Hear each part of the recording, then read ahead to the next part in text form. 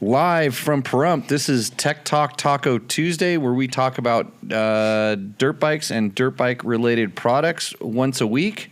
I'm sitting here tonight with my two favorite co-hosts, Logan and George, spelled Jorge. He's only up to 6 followers on Instagram. Might be 8 this week. 8. You got boosted. So he, he's really big on sharing the show. This is where we answer your the questions, the burning questions that you have about your dirt bike, or maybe something that you read on the internet and you think is false. Kind of like, see how you're listening to this on the internet or you're watching this on the internet, so it could all be false as well. But I do have a certain amount of experience testing motorcycles and kind of giving no BS answers on stuff, because I would like those kind of answers myself. So that's why I deliver them. My name is Jimmy Lewis. I'm the team principal at Dirt Bike Test. We have a website, www.dirtbiketest.com, and you can go there for about 80% of your answers. And then if you have more specific questions, be sure to ask them here. We have a call-in number. Logan, what's the call number? 775-451-3328. Yeah, that's 775-451-3328, which is 3DBT. That's our call-in number. If you want to call in and ask a question live, we will go right to you. Sam Felipe Bob says, Ziggy Zaggy. I'm not really sure why. I don't think I did anything wrong. And Karina Justice just joined. Did I say that? Very good. She'll appreciate that. It's better than Katrina. I don't see the T, but you said I need glasses, and so I ate my carrots this week, and I'm all good. So we're going to dive right into the questions. 5 days ago, Adam asked that question. Adam Diamond. Love this channel. Just started watching Tech Talk Taco Tuesday. Gonna get caught up. What is the best way to send you guys a question? The best way right now is to call in. And it comes right to us, and then we answer it immediately, and we don't even get to practice it, because we do a lot of rehearsal for this show. There's a lot of prep that goes on. You defend your honor live that way too if you're insulted. Right. Yeah. And George is going to actually, we're going to have Logan keep the track of the people that we insult. And he's got there's a pen right there. Can't be in my reach. Yeah. Okay. So you're in charge of that. And the funny thing is, what happened right here? Same dude says Adam DeMont actually got a question in. So obviously I must have answered his question some other way, and he sent one in.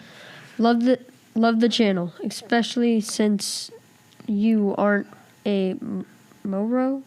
Yeah, well, he that's a mistype. I think he meant to say moron. Yeah, moron. No, actually, moto only guy. or off-road or dual sport only guy. Do you ever review older used bikes? I'm guessing most guys are like me. Broke, have only one bike, and can barely afford to keep it running. My question is this. If you were on a budget and could only have one bike used for off-road trails, dual sport, and casual moto, what would it be? I would say it's fair to include bikes that aren't factory plated, since any states with plate off-road bikes. Adam, this is a really good question, and we're going to go around the horn. Logan, you're first. My Super Mini. Your Super Mini, which is a? YZ103. YZ103. That's the best bike for Adam, you think? Oh, for Adam? Well, I know it's the best bike for you right now. I don't know his skill level. Yeah, that's a good question. That's a really good. So you're getting sharp at this stuff. So yeah, we do review older and used bikes generally on this show when someone asks us about something like that. But no, we don't at Dirt Bike Test, because manufacturers want to sell new stuff, and so that's kind of what we have. Every once in a while, we'll do like a project bike with an older bike that we'll fix something up, and we're always talking about bikes that we have, things that we do to our bikes, how to keep them running and stuff like that. So there's a lot of information like that. But if I was on a budget, which I am, because as my wife pointed out in the chat room, she's supporting me in the lifestyle I've become accustomed to, and I just buy her new bikes and I get to ride the old crap. And I can only have one bike used for off-road trails, dual sport, and a casual moto. What would it be? That is it's once you throw moto into the equation, it switches everything. Like I'm gifted because I do have a lot of motorcycles. I don't have one bike for just that thing. What I would do, and I did this when I was at Dirt Rider magazine. We did a story about it was like the $500 or $1,000 or $1,500 bike. I don't remember the exact price we put on it. And everybody else went and got one bike. Well, I went and got two bikes. I got an XR 400 and a YZ 125 for the same budget as maybe it was $3,000 bike. I think it was that. It was the $3,000 bike, and I picked up a couple $1,500 bikes that were in great shape, XR 400 and a YZ 125. So I got my moto bike, which I still no, I think I upgraded since then. I have a newer YZ 125 from that one, and then an XR 400 was easy for me because those are. They were easy to find at the time and decent bikes. So that's how I answered that question. And I was on a budget and I was cheap. So for $3,000, I got two bikes. And the funny thing is, I think I actually bought a set of gear within the budget through, I think it was through Chaparral. They have their house brand, Oslot or something like that. And I was able to get a full set of gear in under the $3,000. So if you're frugal, you can find ways to participate in the sport. And when you spread the calipers that wide, try to fit all that stuff in there, it's hard to do moto and dual sport. You can ride a moto bike around, but it's not very comfortable. You can take your dual sport bike on the track, and it's not that comfortable and maybe not that safe. So that's my answer. George, what do you do? Well, like you said, the moto thing comes into play. I was going to say like a KLR 650, because those things will be around after the EPM wipes the world out or whatever. They'll still run, and those and roaches will exist after the big nuclear blast. So I don't know, KLR 650, but you can't moto with that. No. You play around with a DRZ 400 or something. Okay, so you police Olympic. You did the police Olympics not too long ago. What did you ride as your motorbike? The KTM 300? The 300. Yeah. So you should have come in and said, "Well, I'm retired. You're paying my salary, Jimmy, and I have plenty of money, so I don't need to answer this question." Okay. I gold medaled, Yeah, I know. On an enduro bike at the police Olympics. So nobody else in the class, but. Oh, well, I didn't get that. That's new information. So awesome. Okay, so Adam, hopefully we answered that question. And the funny thing is, there's lots of different ways to tackle that thing. And I always tell people, if what you really enjoy doing is like motorcycles, you'll figure out a way to find the money to buy better stuff. I mean, go to a demo day that one of these manufacturers have and ride something new, and you're going to figure out how to save enough money to get what you want. I think, if that's what you really like doing. So, great question, Adam. And in that, our answers, I think, were kind of skill level. They didn't really matter. So what's the next question? Start right there. Dear manager, I just browsed your website and found many of the items shown on your website that we can manufacture. Our company is in China producing industrial bearings, automotive bearings, ball joints, needle roller bearings, auto wheel bearings, spherical bearings, plain bearings, rod ends, etc. And 90% of our products are sold in the United States and Europe. Please discuss with me if you're interested. Mr. Kevin Using Bearing, I want you to build me a really cheap, super high performance motorcycle. Because there's a lot of bearings in there, and you said found many of the items shown on your website that we can manufacture. I'm sure there's plenty of stuff that you can knock off and copy, but yeah. I don't think I'm interested. So, Dusty Morris asks for the Africa Twin. What are the best tires in your opinion? Kenda Big Blocks. Is that a good answer? Good answer. Good answer. I have to, full disclosure, Kenda does help me out with my off-road schools, but I would still run them, especially if I was paying out of my own pocket. And compiled with that, there's really only 3 tires I would put on my adventure bike: the Kenda Big Block, the Continental TKC80, which is the kind of the standard tire, or a Michelin Aniki Wild 3. Anything else, you are going to give up more than you will gain, especially in traction on adventure bikes. So, Dusty, hopefully that answers that question. Hey, Gabe, do we have any calls coming in? Nope. Nobody wants to talk to us. Why are they scared? It costs us a couple bucks to keep that phone line live, and nobody's using it. So, out of the how many people we got in the room right now? It's like this podcast, isn't it? What's that? Costs a couple bucks to keep it live, but nobody's using it. That's probably true. Well, no, I mean, some people are using it. I mean, they're like, okay, hold on, we're gonna get to the. Tell your friends, because we got to get over like 80, maybe 3 digits today. We had 80 something, right, last time? Yeah, start sharing this immediately with all your Logan's friends. brought them down. Yeah, last time George was here, we got up to 80. We tapped 80 at one point during the show. So, well, you say this show isn't any good. I'm gonna go. I never said that. Oh, well, you said nobody uses it. I had a note here someplace. Oh, wait a minute. Here's someone. Bob, you're gonna appreciate this. The word you are using, itineration, is not the word you mean. Itineration means a preaching tour or lecture tour. Is that correct? Yeah. Yeah? When did you use that? Oh, in one of the videos I made. I said the word I meant to use was iteration. Right. Yeah, I have a hard time even just pronouncing the difference between I corrected you on that, but it was on tape already. It was too late. Yeah, he'd put it on tape, but I like preaching tours and lecturing tours, obviously. So maybe that's what I meant. Maybe that's what that was about in that video.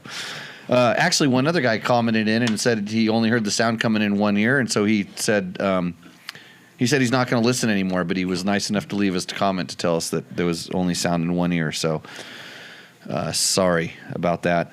Let's see. So Vidmoto says, Love these, but please see what you can do to keep these up to date on podcasting sites. I like to listen while traveling and it would be most helpful. This show is too good not to be on a iTunes podcast ASAP.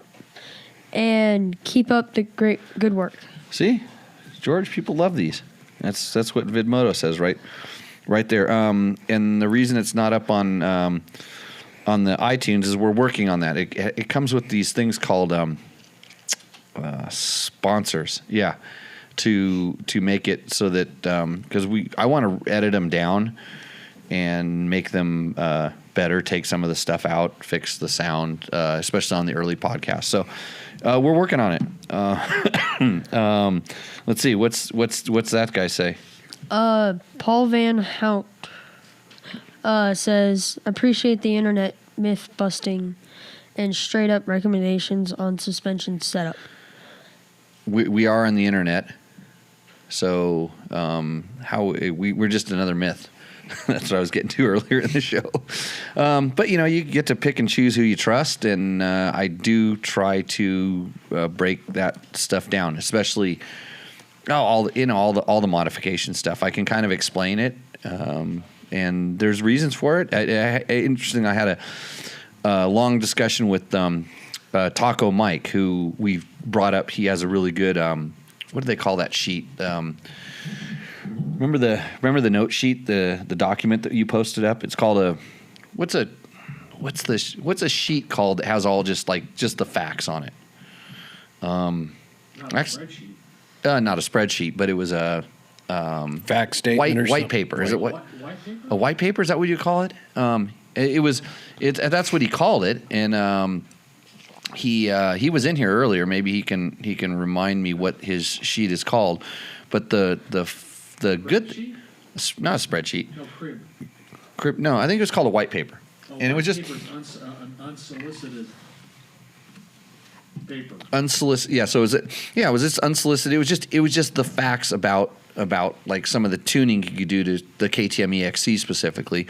And somebody brought it to our attention. I read it and I said, hey, this guy knows what he's talking about. You can tell he's done some testing. He is in business to sell you some stuff, but he's very descriptive about how he tells you how to do it. And that's the same way I like to be, when I tell you stuff, it's like I don't necessarily, I don't need to say, we're not putting a store on the backside of the website or anything like that yet, right? White paper. You're White paper, right. On the internet, of course. It's a government or other authoritative report giving information or proposals on an issue. Does that sound like what you're talking about? I don't know if he's the government, but he has a pretty good opinion of that stuff. So that's kind of the way we want to dish out the info. So Paul, thanks for we are trying to do some of the myth busting, and that's what I don't have time to go look at all this stuff. But I tell you what, I would guarantee you that about half the questions that I get, it's from someone who saw something someplace else, and what I said maybe disagreed with that, and then they want me to explain it. Like the latest one, the one I've been getting a lot is, because we've been doing a lot of stuff with the KTM TPI 2-stroke, is like, well, I heard you just put an extra ounce of oil in the gas or 2 ounces of oil in the gas tank, and then everything's good and it's not going to seize. And I'm like, it's not going to seize if you put the proper oil in it and you just leave it alone. And that comes from one of the other bald guys on the internet. We've identified 3 of them. I'm one of them. As you can, I take my hat off, but my headphones are on. There's a lot of bald guys spewing out motorcycle information on the internet, and let's see, one of them's crazy. The other one knows it all, and the other one is crazier than the other 2, or something. So.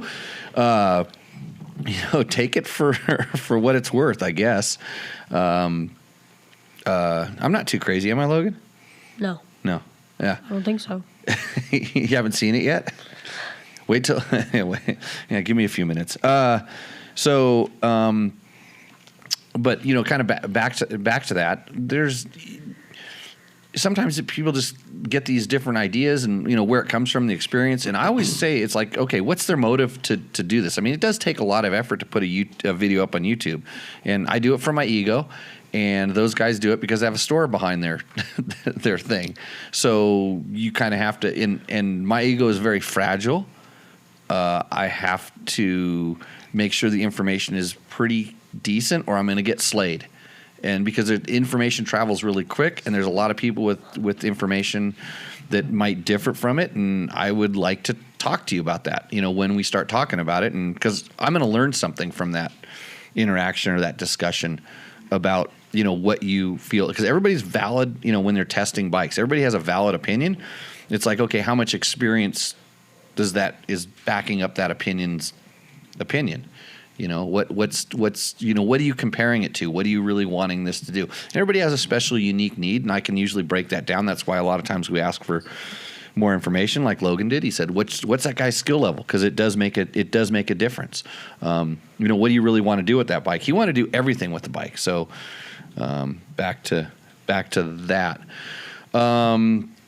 Okay, let's go back to. Do we finish all the questions of that page? No. Oh, let's right back to KTM 300. What does Robinson Enduro say? I am only concerned about this electric oil pump that can die on me while riding. Oh, no. I'm pretty sure that he saw somebody else's thing. I'm always concerned when I get on an airplane that the jet motor is going to just explode and not only cause the plane to crash, but the shrapnel is going to come through the side of the fuselage and kill me. Well, it's too bad there's not some kind of flow chart you could see when some of this information comes up and see if it leads down to maybe the same branch or the same two branches where maybe one failure did in fact happen, and now it's turned into this massive thing because everybody heard about it because they have all these followers and, oh my God. Yeah, there's definitely some of that. And it's funny. There's a couple things that pop up on my Facebook feeds or different things where I see it, and I'm like, there was one on, it was a KTM 500, and somebody had a picture of a KTM 450 or 500, and somebody had a picture of the cam that definitely was starved for oil, one of the lobes, and then he had another picture of another cam, and I think it was the same bike. You just couldn't tell from the photos. And he was going, hey, is this a problem? Do I need to worry about mine? Should I check mine? Did I take mine apart? And so the first thing I did was I ran out to my garage and opened up the valve cover on my KTM 500. And I'm not lying right now. Did you notice the valve cover's off? I didn't look in the garage. Oh, okay. So my valve cover is off my KTM 500. What I'm lying about is I didn't run out there because it has 500 hours on it, and I needed to straighten a little part of the subframe, and the bike was just starting to come apart. So I said, you know what? It's time to check the valves, because I checked them last at 390 hours, and now it's 500. And I will honestly tell you that this is the first time I'm going to have to adjust the valves. 500 hours on that bike. I have a record written on top of the valve cover of all the different checks and stuff, and my intake valves are finally down to 0.08 millimeters, and it's to 10, I think 10 to 12. I don't know what the thing is, but it's they're enough to where it's like, I gotta check them. So, but so it when you see that kind of stuff, when you have the that somebody goes and grabs pictures from different things and says, "Oh my God, is this a problem?" And it may have been a problem or one or two. It's funny because somebody also commented on that thing.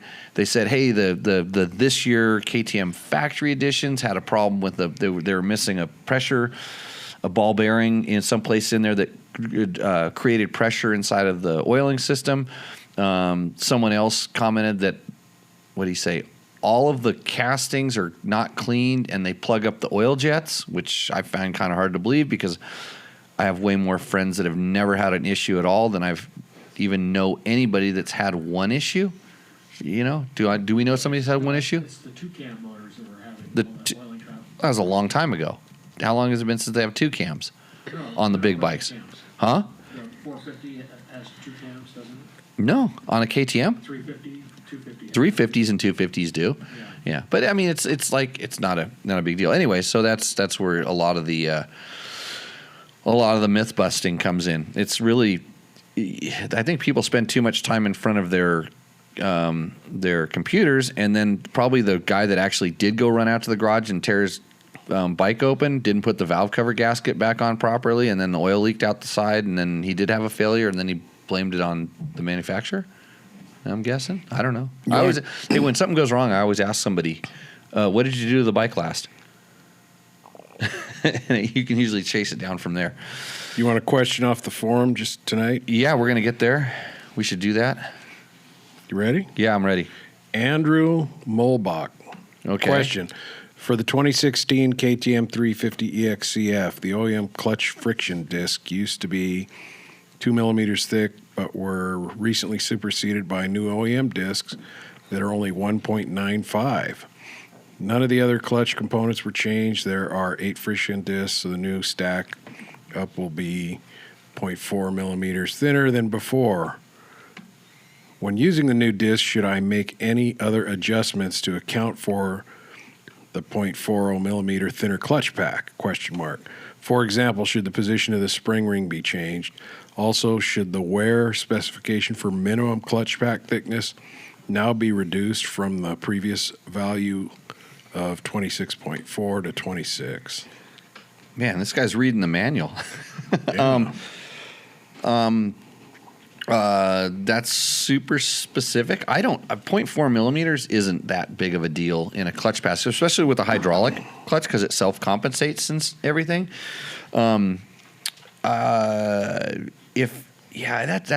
not that much. I know, like when you're installing like recluse clutch components and stuff, they're very particular about the thickness on that because they have a thing, their disc that's doing the expansion and the opening and closing. Where the stock one's that 0.4 millimeters, it's gonna close up. I'm not really sure why they would have gone, made that small of a change. Maybe the manufacturer, whoever they turned to do the manufacturing of the clutch pieces, changed, and it changed. A lot of that kind of stuff, there's some other reason for it. It's not like a big thing, but I think if the total thickness goes down 0.4 on the new parts, then your total, whatever your wear thickness for minimum. But in all of my life, I've never had to measure my clutch to find out whether it was worn out. I knew it was worn out from the way it performed, the way it smelled, or the color of it. I've never had to go back in, and if generally those few things will happen, it'll start slipping or something starts functioning, warps, it'll warp and it'll get funky, and then it's not working right, and there's no reason in measuring it. It's jacked up. You need to replace it. So we have a question from the field here. Is it a different part number? I'm superseded. Sure, he said. I'm sure it's a different part number if it's been superseded. But if you put it all together and it hooks up fine, isn't slipping, should be fine, right? Yeah, if it's not slipping, don't worry about it. If it's not grabbing, and it's funny because certain KTM clutches, the older ones especially, will squeal. They make a squealing noise. And he's also talking about that adjustment on that clutch ring. So it's a diaphragm spring clutch, and there's three different. It's more tension on the spring depending on where you bolt it on. And there's 1, 2, and 3. And I think in some European countries, there's like A, B, and C. They had different letters on the adjustment thing. The manual is very good at explaining what those are for. But basically, on my clutches, 1 is a softer engagement, and 3 is a more abrupt or harder engagement. It makes the lever pull just a little bit tighter. But just pushes the spring in tighter against the whole pack, right? Lowers it down. Correct. Yeah, it allows it to goes in closer. So, but that's the thing. We have any other questions on there? No. Your wife just asked what the uncertainty of the measurement was. The uncertainty of what measurement? The clutch pack. Of That's that the uncertainty and measurement of that result. Happy birthday, by the way, recently. Yeah, that was yesterday. It was Heather's birthday. Yeah, that's good because 0.4 millimeters over the course of a whole clutch pack is that's not much. So Jesse Kelly also asked, where can I get piston rings for a 74 Honda XL 350 with a big bore kit? San Felipe Bob was kind enough to suggest Wiseco. Any other suggestions? Wait, what? It's about 5 from the bottom. 5 from the bottom. And Logan's going to find it for me. Where can I get a 1974 XL 350? Logan, when were you born? 2005. Can you Google that, do you think? I ran a quick check here. You did? eBay. I'd say eBay. No. The dual carbs didn't come till the early 80s. Yeah, those are the 80s. That was the RFVC. I had one of those. I punched a hole in that top of that piston on my XR200, holding it wide open in a sand wash. Let's see. Dave Scott said, I called last week. It's someone else's turn. I'm waiting for some TPI exhaust stuff. Well, Dave Scott, just for you, I'm going to tell you about what I learned by testing 3 different pipes and 4. How many mufflers did I go through? 4 mufflers? Yeah. 4 FMF ones and a stock one, so 5 mufflers. Alrez, how many do we do? 4 mufflers. 4 mufflers, including stock? Plus the stock. Plus stock, 5. So how many combinations was that? It was a lot. Well, I'm going to start out by telling you, here's the thing. So we had, it's George's 2019 KTM 300 TPI bike, which he was kind enough to mount a brand new tire on for me after I smoked the other one off. I blew the other one off the rim, and he put a brand new one on there, and he hasn't even ridden it. And I went out and did pipe testing, and if you know what that's like, it's hard on tires. So thanks, George. I got another tire for you if you need it. But probably to start. So we had the different pipes. We had the FMF. I think it's a factory fatty. It might be an early version of the factory fatty, and we had the gnarly, and then the stock pipe, and then I had the KTM Power Parts turbine core, Power Core 2 with the turbine core in it. I had the turbine core spark arrestor, which is just like their standard spark arrestor. It's the one you can get from FMF. The other one you have to get through KTM Hard Parts. I had kind of more of a prototype, a longer muffler. You're gonna make me cough. I had a longer. That was very similar to stock. It was a muffler that Graham Jarvis uses of all people. He rides one of those. What kind of bikes are those that they're like KTM's but they're white? Yeah, they make chainsaws. That company. So and then we had another one that was the Power Core 2 that was a little bit shorter than the stock muffler. And here's what I learned: pipes, especially on TPI bikes, don't make a huge change. On this TPI bike, largely because the stock pipe is really, really, really good. It has really good drivability, really good rideability, and the mufflers make even less of a change than I remember on carbureted bikes. So, with the exception of one major exception, is that when you put a spark arrestor on the back of the fuel-injected bike, it runs on more. So when you come off the throttle, it does a little more ding, ding, ding, kind of run on is what I call that. Is that back pressure related or?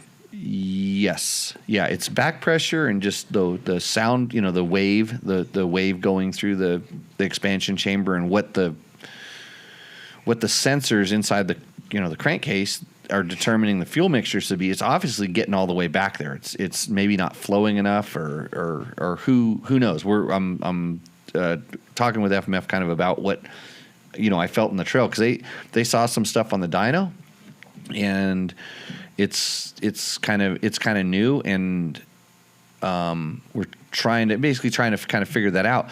But I also had the JD jetting tuner on it, which is kind of the first step. I'm going to get a get from from Taco Mike here pretty soon, which will do some additional changes. And the get also has the barometric pressure sensor in there, kind of like the new bikes do, because KTM is on their system on the 19 is only getting that barometric pressure from inside of the crankcase when the bike on startup.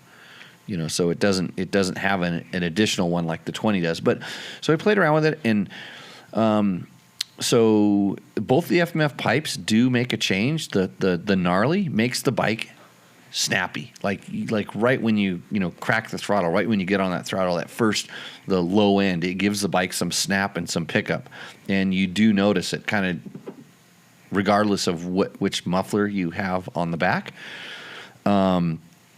And then the other one, the one I'll call the factory fatty, that really picked up the mid range and like noticeable. I mean, it was really noticeable, but it did not like to have a spark arrestor on the back of it. That pipe, it fell flat right before it got up on top. So, and then both of them kind of had different over rev characters. And the one thing I've always liked about FMF pipes is they seem like they always give the thing a little bit over rev. And on that factory fatty one with the Power Core 2 type mufflers, with the straight mufflers, not the thing, I hit the rev limiter, like the spark cut rev limiter on a 2-stroke. That's how far it pulls out, and which is kind of a strange thing. And I think they had to put that in there because now with fuel injection, it doesn't just, just run into a wall up there. So, yeah, it was it's interesting. But if I were to put it in percentages, like what kind of changes that you feel, if you can get the biggest change you can get out of that bike is by adjusting the power valve. And I know KTM tells you not to, but it does work. And I would for sure have a fuel tuner with the bike if you're going to adjust the power valve, because it can get like kind of, if you kind of keep it down a little bit too long, in other words, keep the power valve closed a little bit too long and you rev it up kind of high, it can get hot and build up some compression. You might want to do something with the fueling on that. So the power valve can make a, let's just say 15 or 20% change in the way that the bike feels. Not power, just in the feel. The power was, like I said, with a couple of the pipes, with the 2 FMF pipes is a little bit better. The pipe at that point, the next biggest thing would be the fuel tuner, and that would make, let's say, a 10 or 7% change in the way that the bike feels.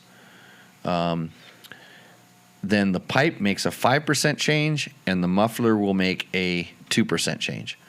If you're talking about the grand scheme of things, when you're like, really trying to alter that bike. So, I don't know how crazy you want to get or different things, and it'll be interesting to see what that Get ECU will allow us to do, because there's going to be some ignition changes. So, Dave, hopefully that answered your question. I tell you what, the bike looks really good with that factory fatty on it, and the the blue special muffler for the other colored bike. Big John's asking a question here about the CRF 450X. Big John, any big changes coming to the CRF 450X? A couple of replies to him down below. But what did they say? What did the panel experts say? nothing. They didn't say anything. There'll be no changes, I don't think. I mean, I think maybe in 21 or 22 you're going to see some changes. Actually, hey, Gabe, did you watch that video I made? No? The one that you were supposed to make? The things I didn't like about the 2019 Honda CRF 450X? Maybe I'll put that up there. That should prompt some changes. I'd like to see the instrument, the little instrument thing, stay on for a little bit longer than 0 seconds after you shut the bike off. That was my complaint number one. That was my biggest complaint with that bike. The clutch, I wish that they would, have a little bit better feel at the clutch, and then the chain guide is little suspect, little weak. So, we'll have that. We'll have that video up pretty quick.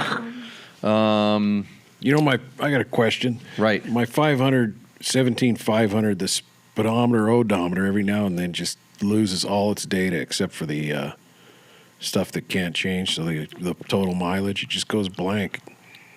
On your KTM 500, It seems to be more frequent. Yeah. is the battery is the battery that's underneath it? Well, dead?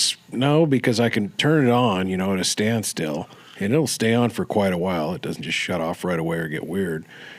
It's just periodically the thing loses your trip meter stuff and the clock and all that kind of junk, and you got to reset it. I didn't know if you've ever experienced that. I never look at mine on the KTMs because the meter is kind of a piece of junk. You should Trail Tech it.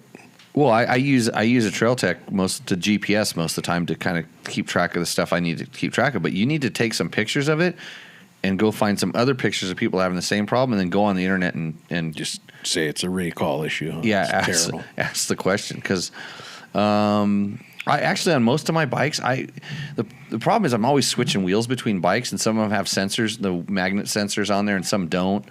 And then I've also seen when the batteries, even just from vibration and stuff, get a little corroded, that causing the issue. Some wires getting chafed. I've seen that happen on KTM odometers.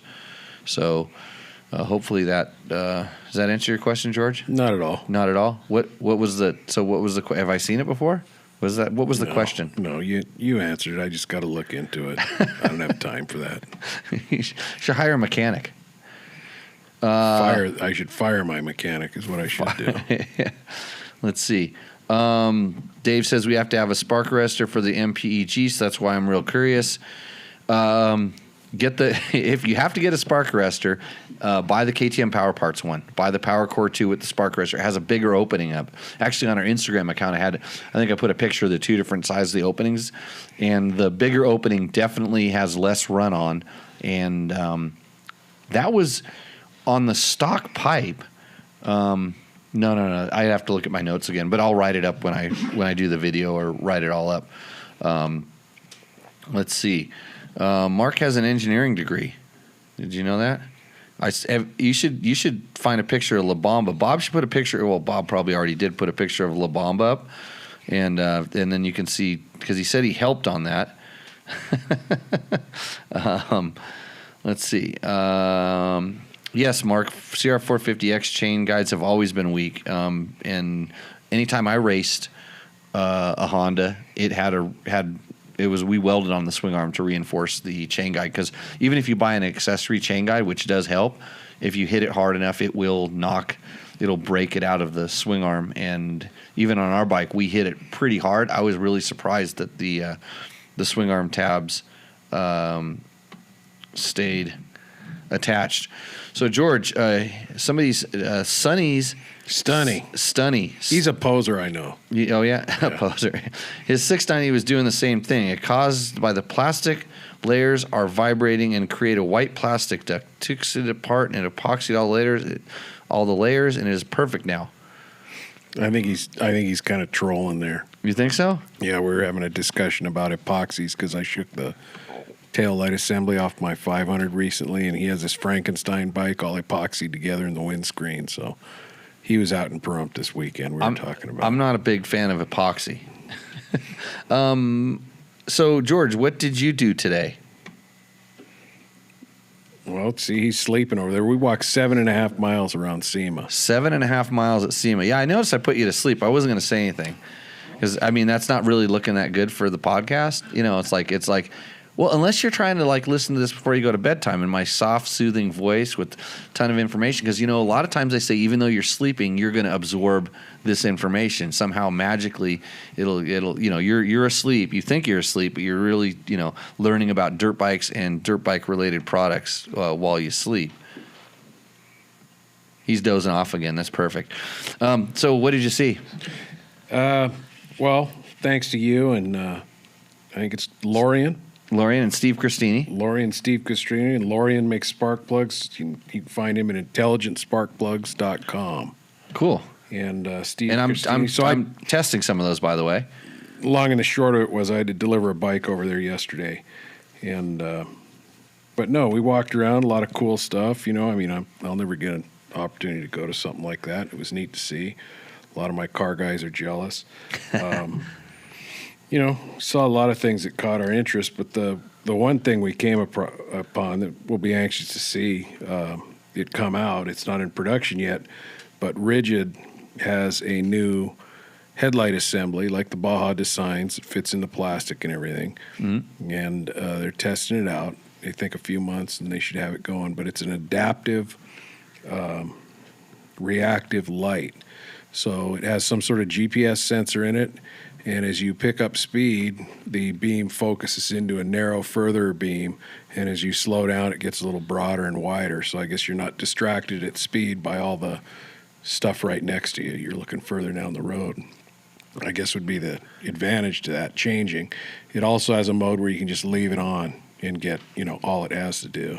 Yeah. To go. It sounded like their price point was, maybe going to be in the $400 range or something like that. That's what it sounds like it should be for something that's a lot of technology, but it's amazing that somebody would kind of think of all that. My kind of bounce back or go to is why wouldn't you just have all the best light all the time? I kind of noticed when that's why we used to run when we were racing in Baja, we'd run the two different headlights. One was a flood and one was a spot. And it was really, I was particular about the colors of the light, but I'd have to try that. That sounds like it could be really cool, but yeah, it sounded really cool just hearing about it initially. And I went back and I said, so, well, why do you really want it to necessarily change and not just have, and he says, no, you can leave it all on. But yeah. I think the idea maybe is you're not distracted by the rabbits that you're already going to be past, by the time the cow, and you're just looking further. Hey, Trevor, did you hear that? It won't shine on the cow that you just barely missed. Did you see Trevor's pileup? He's got it on dirt bike test. First turn of the Big Six Grand Prix in the Pro 2 class. That's the Pro 2 class. Yeah, it normally happens in the beginner class. Yeah, no, he managed to be right behind that and got stopped before he was involved in it. So I'm not really a big fan of those kind of videos, but hey. I know there's I think actually Mark just said this. Cars have self-adjusting beams like turning lights and stuff, and I think some of the adventure bikes are now having lights that predict where you're going to turn, and they start aiming lights in that direction. So I think that technology will only get better. That'll be kind of cool. I'd like to try it. I mean, I'd really like to see what that does. The way that they feel like it should operate, and maybe that would be. I think about it because I'm sure as heck not looking off to the side when I'm going fast, and whether I have good light there or bad, it doesn't matter. I wonder if that affects your like pupils. If you don't have a lot of reflectivity up close to you, if your pupils dilate a little more, you can see better overall. Yeah. If everything's close and really reflecting back, maybe your pupils screw down a little. That makes sense. It's like 180 degrees. They have the light coming around to straight off to the sides. Yeah, it's not like the Baja Designs is pretty flat. Mm-hmm. It sticks out about that much with mirrors that point out to the sides. So I think it's going to be a good light all the way on. I don't know if the adaptive stuff. Yeah, Rigid makes good lights, and they're. It's obvious. It's kind of cool that they're trying some different stuff. That's what you see at SEMA. So innovation and stuff like that. So what else stuck out?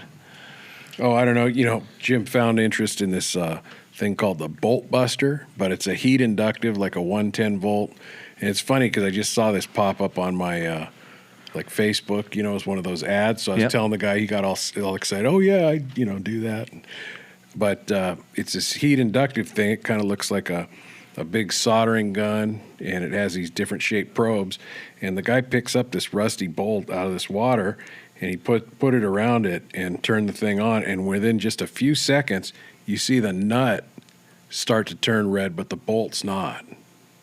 Huh. And it just it's expanding. It turned red hot. And Jim was talking about in New York, in order to start a torch or something, like an acetylene torch, you have to have a special license for that. So in that application, he was getting the information and sent it off to his buddies back there. The other thing I didn't know is if you're around flammables, I wonder if that red hot heat would be much safer than any kind of open flame, heating something up. But it was kind of trick. But there's all those trade show things. They're kind of like snake oil sales. You never know. Some of them. But no, that looked legit. And yep. What Bondo had some new stuff coming out, just in how they're packaging their Bondo. They're making it in a one-use thing, which I don't think would do you any good with a golf ball truck. But they sell the what are the two parts called? The the catalyst and the hardener. So when I put a dent in your KTM 300 pipe, I need some of that. So I'll just put some Bondo. Yeah, over there's the a top dent in it already. That was one of your wasn't test me. riders. No, one of my test riders. Yeah. Who? Erica. Oh, I didn't do that. Yeah. But anyway, she just fell over. But Bondo has a couple of things. That Bolt Buster. We knew we'd probably seen everything when we walked by the valve stems and tire patches display. And interestingly enough, there seemed to be a lot of maybe knockoff headlights from other countries to the east. Uh-huh. Everybody's doing lighting and everything in there. Right. And, of course, everybody's modified these, Jeep, what are they called? The new Jeep pickup. Oh yeah. God, I told what do you they call today that thing? 10 times what it was called. Comanche? Gladiator. Yeah, There you go. Gladiator. Remember when you had a Jeep, Gabe, and you were cool? And a motorcycle? Remember way back then? Yeah, did you get to the section where they had all the rims for your truck? Because you have a Ford Raptor now. Wasn't there 100 Ford Raptors? Those things are like last year. I think the Gladiator's getting the attention. They did reveal, Jay Leno was talking at breakfast about something. They revealed the new You went to Bronco. breakfast with Jay Leno. Well, Yeah, he's a dirt bike guy, by the way. No, actually, he's a motorcycle guy. He went to Super Camp. Yeah. But what else was? Oh, the new Ford Bronco was being revealed, and we missed that. but from what I understand, it's just the mini version. You know, like the Ranger pickup. Oh, It's yeah, not a full. it's I small. thought they were going to do a full size or a Super Duty or something like that, but no. Let's see. Back to the form here, since everybody's scared to call in. Brad Lou B Vet Rider, a 500 could work for both a dirt bike and a T1 bike. So when he says T1, I think he's talking about the Tour Vita. Wait. Time for an upgrade. Riding a 2016 450 XC plated trail, but mostly desert race bike. Thinking about a 2019 450 XC as a replacement, but the 2020 KTM 500 looks great and has 6-speed and is powerful. Yeah, if you're gonna do if you're the more you're gonna do like trail and stuff, I've always preferred the 500 over the 450. In the KTMs, just because it just has that little bit extra torque. So for trail riding and stuff, yeah. But then again, if you're going to go to the track, then the XC has the linkage, and most people feel like that is a little bit better on the track. It handles more different situations. So Logan, what's your rant for tonight? What are you gonna complain about? Not complain, but Oh, you're not gonna complain? no. Why not? It's Thursday work, Jimmy. I got a rant. Oh, you do? Okay. Then you can complain Well, that for was Logan. directed at you Oh, when? right now. Okay, go. It's Thursday work. It's Thursday. Oh, you're low tide. You're having a low tide situation. Hold on a second. Yeah, just for that. Oh, yeah, bring one of those too. While Logan goes on his rant. Yeah, Logan, you start talking and whatever you want to talk about. We're busy for a few seconds here. As you can see, if you were watching this, you can see what we're doing. Keep talking, Logan. Just don't we're not going to spill on you. So I was gonna talk about the new electric like 50s and then the Stay 6. Oh yeah. Yeah. Okay. So now that means you can start talking about it because we're still busy. So I was listening to the Racer X podcast, and one of them was talking about the Stasic and then Right. the Alta on it. So Do they have any good information? I guess. Yeah. And so, what did you want to say about it? Well, You want to ride one? what? An electric bike. Kind of. Electric 50? Maybe not a 50, but something a little bigger. Right. What's the right electric bike for you? Maybe the 85, if they made one. No, they don't make one yet. Yeah. That's in your future, though. I mean, I think you kids are going to be on electric bikes pretty quick. I rode the Alta, and you can read about it on dirtbiketest.com. Just search Alta. That company is no longer around because it was a pie in the sky idea, and they somehow money kind of magically ran out like it does in that stuff. But Didn't Harley buy him up? I think they did. They kind of did, but then they didn't fund it, or I don't know exactly how it worked. I didn't get into the politics of that, but that was a pretty good engine power plant. Had decent suspension on it. Chassis was a little bit suspect, but it went every bit as good as a 250F. It was fast and quick. You know, the battery life wasn't incredible. It did better than I thought it would. But you know what you would like, Logan, is an OSET. Yes. And OSET makes trials bikes that are, I've always said so far, and I have not ridden the KTM 50 yet, which I will at some point, hopefully before Christmas. The OSET is the best electric bike out there now, period. And like, what's the one that's still around is the Zero.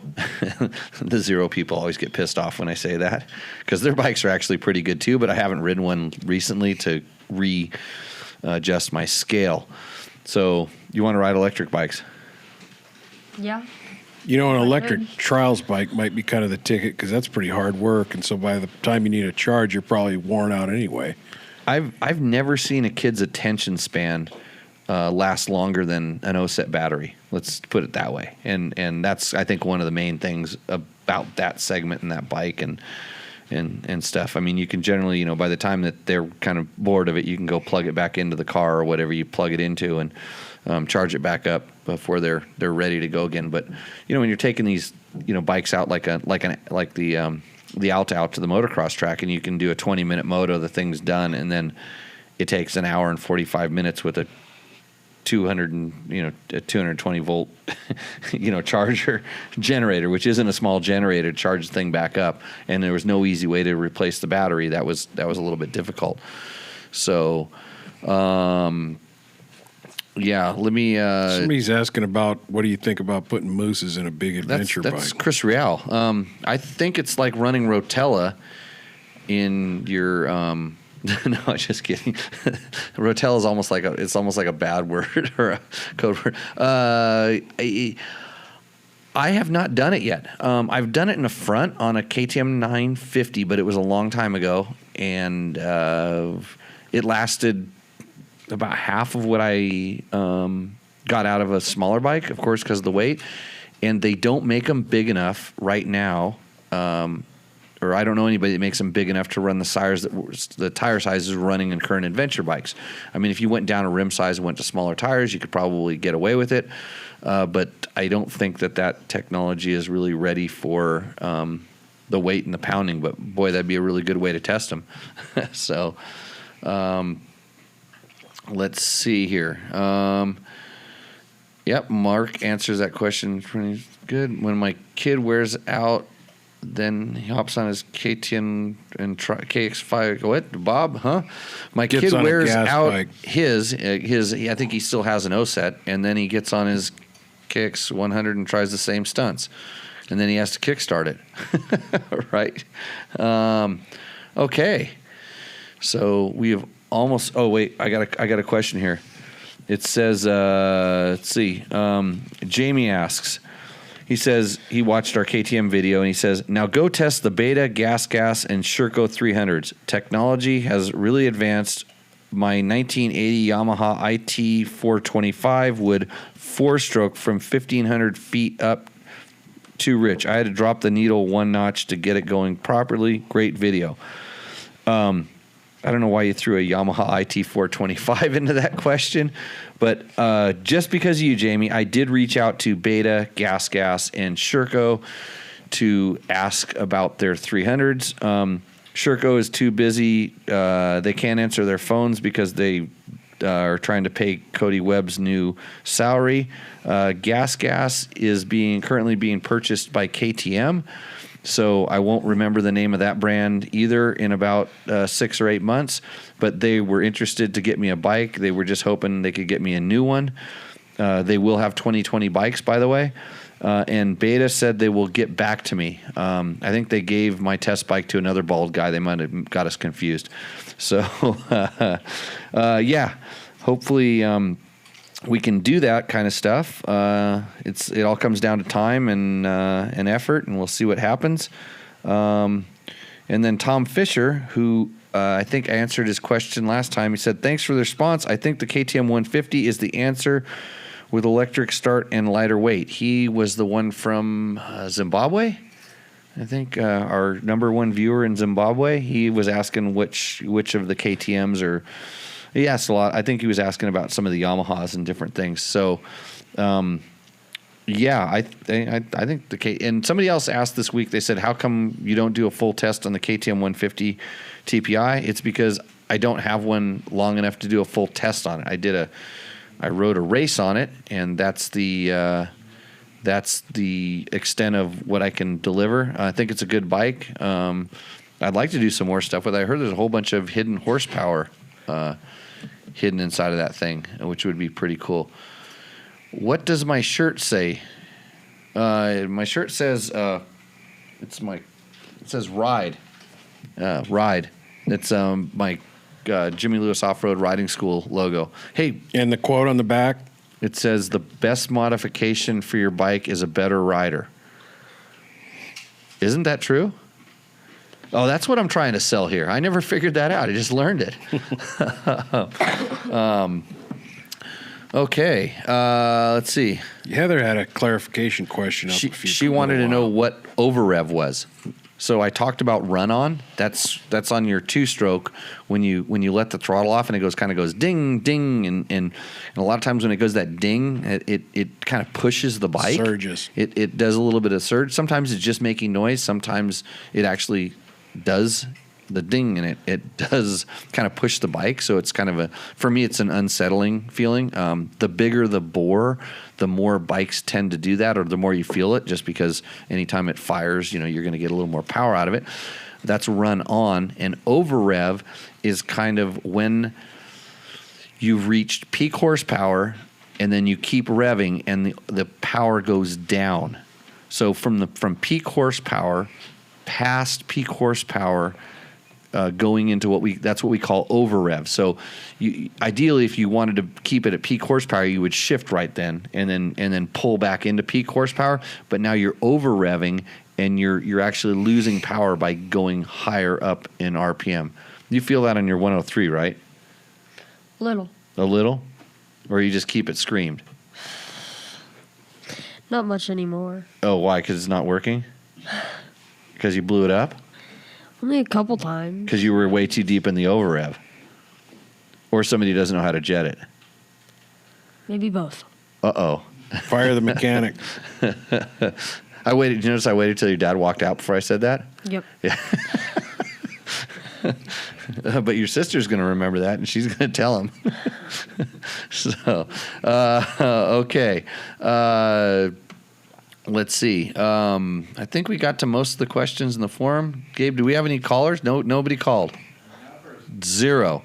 Down to 31 people now, too. I think we were up to like 40, but That's it wasn't on Logan. It wasn't like the 80 we had last time. I was counting on getting triple digits today. You're supposed to share with all your followers on the MySpace.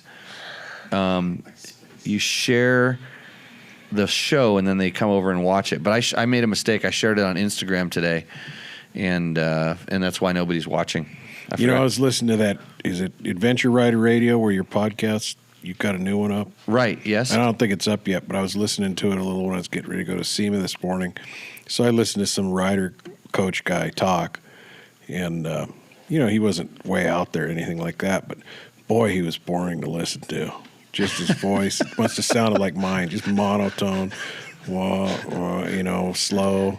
I thought, oh my! Did Jim God. ride? Did Jim ride with you to the SEMA show? Did you guys go together? Yeah, no, we had. Yeah, he must have been wide awake because now he's still over there sleeping half the time. That show keep you wide awake? The guy? Oh no, you didn't. No, I didn't have it on the car. Oh, not in the car. No, I didn't have it in the car. I was just listening to it when I was getting ready. Right. To go. No, I did a segment today that we were gonna talk about desert riding, and it turned into a little bit of a discussion about tires. So it was kind of interesting. It is a huge show. Adventure Rider Radio is big with of course the adventure crowd, and they have a lot of different guys that are talking about riding techniques and talking about travels they've done, and it's a real interesting. So go check that one out for sure. I think we've answered our questions here. Hey, somebody said they just figured out the 3 bald guys jokes that I keep making. One of these days, someone's gonna actually.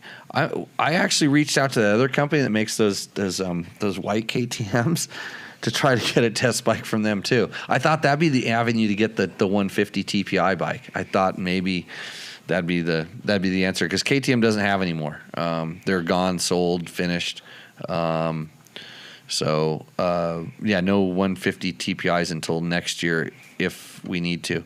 So David Brown is sorry that he's late, and let's see, got all the questions in here. I don't think you insulted anybody, did you? No, we're trying to keep it clean these days, except for the other 2 bald guys that probably insulted those dudes. I've been I've been texting. Remember Gabe that from Torture Test magazine? I think I must have pissed him off because he doesn't respond to texts or anything. I showed him a picture of a box of CRF 250 X parts. I mean, a big box. And the funny thing about this stuff, and he wouldn't know because he just wouldn't know, and Bob will probably know, some of those parts are off of factory Hondas. Yeah, there's some good parts in that box. Yeah, I got some good stuff. I used to have a really good connection. So The Army sent him to Africa already. not really. Was he getting ready to go? That's where they were going to send him. And Yeah. He hadn't gone yet. Oh yeah, maybe he's just not responding. So Like deployed? Yeah. yeah, he was. That could be the truth. Maybe he's not really scared of me. Was I would- Army? I thought the Marines were the ones that broke stuff all the time. He's an Army IT officer. Yeah, ROTC, correct? ROTC. Yeah. So what do we have? A caller, Gabe? Yep. Okay, this is it. We're gonna end the show with a call. I don't see it. Host show. Wait a minute. I'm gonna go here to host show. I should have done that earlier. Let's see. Did you, Jeremy? Okay. Wait. Is this the man with the black bottle? I don't know. We're gonna find out. Hold on. I got to do that, and then that's plugged in, and then I turn this up right here. Hey, Jeremy, can you hear me? Howdy, how we doing? We're doing good. Is this the Jeremy with the black bottle? No. Doesn't sound like it. No. No, just calling about going to be getting either an XC or an XCW here real soon, and still on the fence. I've been on the fence for a while, and Trust me, there's a lot of guys that are sitting on the same fence as you. I tell you, the reason I'm joking about, we have another friend, Jeremy, and I don't if you're watching the show, we're pulling out this white bottle of Clase Azul tequila because it is Taco Tuesday. There is a black bottle of Clase Azul, and if somebody really, really likes me or they're not very smart, they might have bought one to come and hang out with us. So I'm not sure. So cool. So which one is? So we thought maybe that was it because I thought he'd be trying to play the joke backwards on me. But anyways, so you're talking about KTM's, correct? Yeah, that's correct. And I've been watching for maybe 8 or so episodes now, and I mean, you kind of dive into it on most of these Tuesday things. And for me, I mean, I ride some track, but overall kind of slow. Sea Rider 40s, a little heavier. Yeah, I mean, I got two buddies that one has a 19, one has a 20. They love them on the W side. So I'm thinking the suspension would be a little more practical for me on the XC. The motors on the 20s, if you're talking 20, the motors are the same. They're identical. Yep. The one thing that I'll tell you that I'm stoked about is the fact that with playing with just the power valve, you can make that XC run like an SX. You can get that level, and you can also get it to run like what you would think an XCW should run like. So just with power valve, you can make that bike motor work however you want it. So now we're like kind of down to suspension. And the difference, if I have to really pick it apart between linkage and non-linkage, and then you're also air fork or non-air fork, is the XC tends to ride up just a little bit taller in the stroke all the time, and the handling, I would call it more precise. Like if you start, literally, if you start thinking about turning, the XC starts turning, where the XCW, you start thinking about it and you kind of have to turn it. Does that sort of make sense? No. I'm totally with you. And I heard you when you said that. Talking after coming up to Stratoline here or the ORV in Grace Harbor. Yep. So no, it's just been. I mean, it's what a choice to have to make. That's all I can say. And cheers to you guys. Cheers to you guys doing your thing. It's a great service, and Jorge and your other co-host, I'll have to buy him a cup of coffee before the next broadcast. No, Logan can't have a cup. He's on a strict racing diet. He drinks water. Know, right? The race fuel. What's Logan's Smoothies. Smoothies? Vegetable smoothies. Yeah.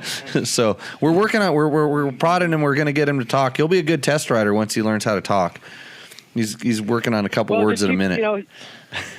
You guys just keep doing what you're doing. It's much appreciated, and thanks for the insight. And as far as I'm going to be probably at least down the road, wanting to dual sport it, but that doesn't involve much more if you get the XC than the W. Yeah, the transmission's a little bit different on those two bikes. That could be a little bit of an issue, but in reality, it's like if you're dual sporting that bike, you're not going to dual sport it to ride down the road. You're just dual sporting it to get down the road without getting a ticket. Yeah, exactly. So I'm I don't think I'm as into some of the goat trails as my two buddies that have them, Yep. and I think that, the XC can get it done too. So anyways, thank you so much, and appreciate what you're doing. Right on. Thanks for calling, Jeremy. Yeah, see Okay, ya. we'll talk to you. Bye. Okay. That is our, at least we use the phone line, right, Gabe? Makes you feel effective over there. See, that's the other thing you got to learn, Logan. You got to learn what to do over there, because Gabe, he's gonna get a better stereo in his car, and he's gonna want to start driving to like Las Vegas to boom his stereo in his car, and he might not be here on Tuesday nights because I heard that stereo bumping night in Las Vegas. You, on the other hand, I'm worried about you joining the Wheelie Boys in town and then wanting to go ride wheelies instead of coming into the show. So we'll kind of keep you guys all straight now. But hey, on that note, I want to thank everybody for joining in. It's been a good, awesome show. If you have questions, when this is on the YouTubes, you can put them down in the comments, and we usually go back the week after, farm the questions, bring them back out. You can buy a t-shirt on dirtbiketest.com. There's a thing that says shop or store. Click on that, get a t-shirt. You can have the t-shirt that George is wearing right off his back. You cannot have the one that Logan is wearing. Gabe doesn't wear t-shirts. He's naked over there in the corner. So on that note, we're going to call this show. So hopefully we will see you out on the trail. Cheers, guys.